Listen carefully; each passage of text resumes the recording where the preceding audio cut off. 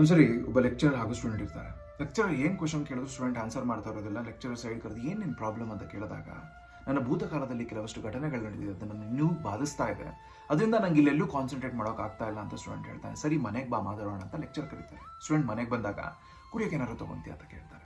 ನಿಂಬೆಹಣ್ಣಿನ ಪಾನಕ ಕುಡಿ ಸಾಕು. ಲೆಕ್ಚರ್ ನಿಂಬೆಹಣ್ಣಿನ ಪಾನಕ ಮಾಡ್ಕೊಂಡು ಬರ್ತಾರೆ, ಆದರೆ ಅದಕ್ಕೆ ಸ್ವಲ್ಪ ಜಾಸ್ತಿ ಉಪ್ಪು ಹಾಕ್ತಾರೆ. ಮುಖ ಕಿವುಚಿ ಬಿಡ್ತಾನೆ ಸ್ಟೂಡೆಂಟ್.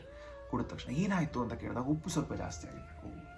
ಕೊಡು, ಚೆಲ್ಬಿಟ್ಟು ಬರ್ತೀನಿ. ಚೆಲ್ಲೋ ಅವಶ್ಯಕತೆ ಇಲ್ಲ, ಸ್ವಲ್ಪ ಸಕ್ಕರೆ ಹಾಕಿ ಸರಿ ಹೋಗುತ್ತೆ ಅಂತ ಹೇಳ್ತಾನೆ ಸ್ಟೂಡೆಂಟ್. ಸಕ್ಕರೆ ಹಾಕಿದ್ರೆ ಪಾನಕ ಕುಡಿಬೋದು.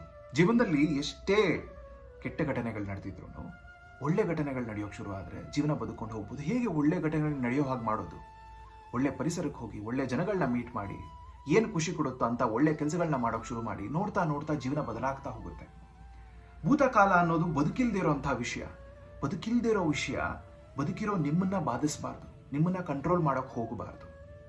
ಯಾವತ್ತೂ ಅಷ್ಟೇ ಒಬ್ಬ ಬಲಹೀನ ಮನುಷ್ಯ ತನ್ನ ಭೂತಕಾಲವನ್ನ ಕಂಪ್ಲೇಂಟ್ ಮಾಡ್ತಾ ಇರ್ತಾನೆ, ಅದ್ರ ಮೇಲೆ ಎಲ್ಲ ತಪ್ಪನ್ನು ಹೊರಿಸಿ ಕೂತಿರ್ತಾನೆ.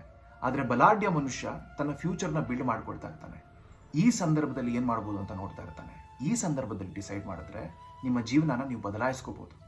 ಕಂಪ್ಲೇಂಟ್ ಮಾಡೋದು ಬಿಡಿ, ಕೆಲಸ ಮಾಡೋಕೆ ಶುರು ಮಾಡಿ. ಉಪ್ಪಿರೋ ಪಾನಕಕ್ಕೆ ಸಕ್ಕರೆ ಹಾಕೋಕೆ ಶುರು ಮಾಡಿ.